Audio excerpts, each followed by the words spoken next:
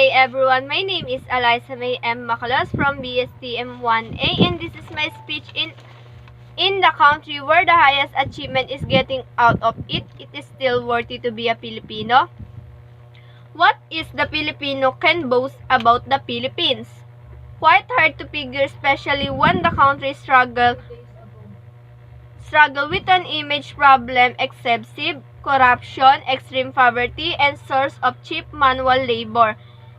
Are some of the general impressions of the world about the Philippines that are undeniably true. However,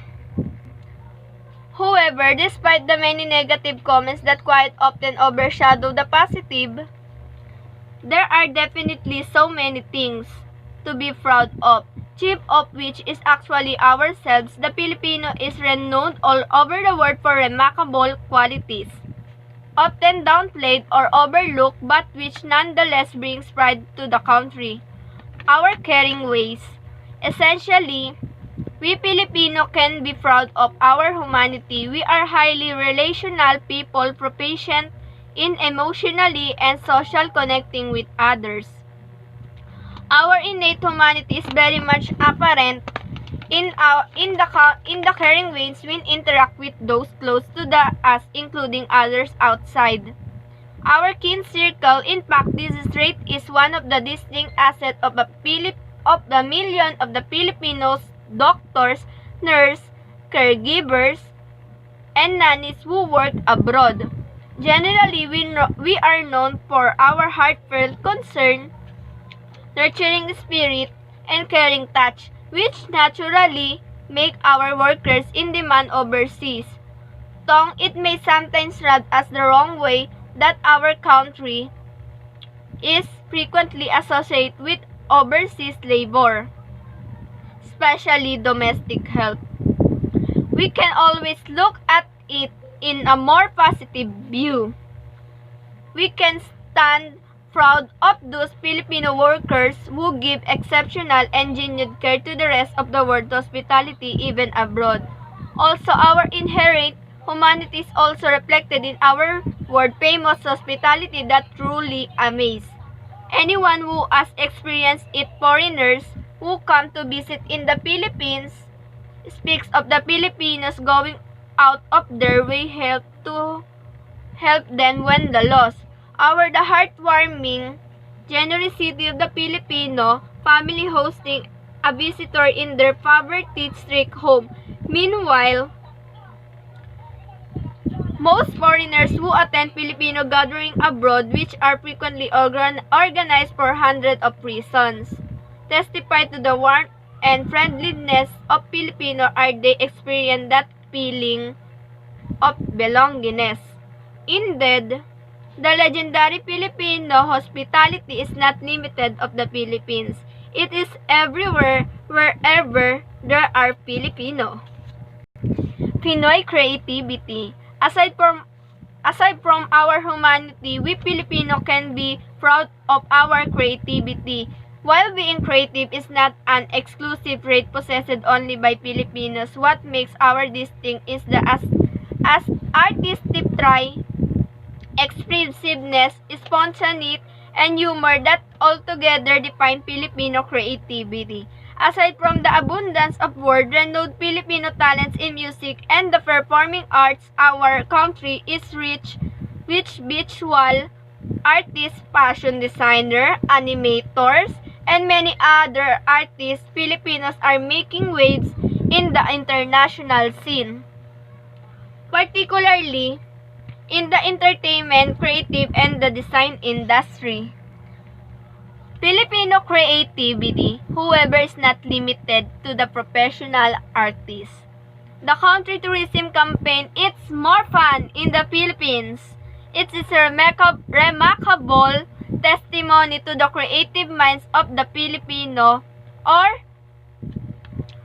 spontaneous with the Filipinos generally share. This is from to show of support to the Philippines. Tourism merely proves that we can unite and use our collective ingenuity to rally behind a common cause for the benefit of the country. Adaptability. Besides creativity, we Filipinos can be proud of our adaptability. We are highly adaptable to the different people, cultures, and situations that generally make us well-rounded beings while overseas we not only connect with fellow Filipinos, but we also adjust easily to different cultures and diverse people we tend to make do with what little we have and find pleasure in the simple things. We adapt well in difficult situations that likewise showcase our resilience as a nation. Others may view this as a general acceptance of fate or a strange kind of coping mechanism. The Filipinos' optimistic reaction to the diversity, uncertainty, and adversity truly baffles or at most amaze. These are just some of the qualities among many others that can truly make us proud of who we are and where we come from. Though sometimes we tend to channel them in non-constructive ways, like being compassionate to government crooks at the expense of the justice. We should instead exemplify these traits for the benefit of others and our nation. By doing so, we continue to embody the best and the positive in us. Oftentimes, we are constrained by our negativity that causes us to ridicule or think little of ourselves, and this somehow spills over to how we easily scorn our country. While the negative traits in us are admittedly real and contagious, this should not overpower us and define our overall identity. Perhaps, what better way to brag about the Philippines is to live these legendary Filipino qualities the best way we can. After all, each one of us is the most convincing spokesperson of our country. The good and the bad we project ultimately impacts the country image. Hopefully, we can reduce the tendency of disparage ourselves and instead accentuate the good in us with confidence towards transporting in our nation. It is no small wonder that the most celebrated icons of the Philippines are actually its people.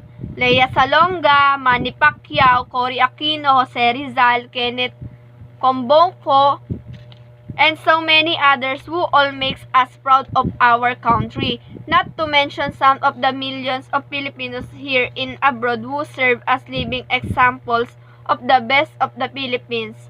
Truly, there is always something good in us that gives us reason to not give up. Our intrinsic humanity is perhaps best exemplified in our compassion for others, the kind of compassion that's not only feels sympathy but bothers that conscience to give help and relieve the suffering of others. Our compassion is immediately reflected in our personal capacity to assist others and our collective spirit of volunteerism. That is why even if we have the bad side of the Filipinos, I will remain as me, and also every Filipino still be happy in our country and always remember no other perfect.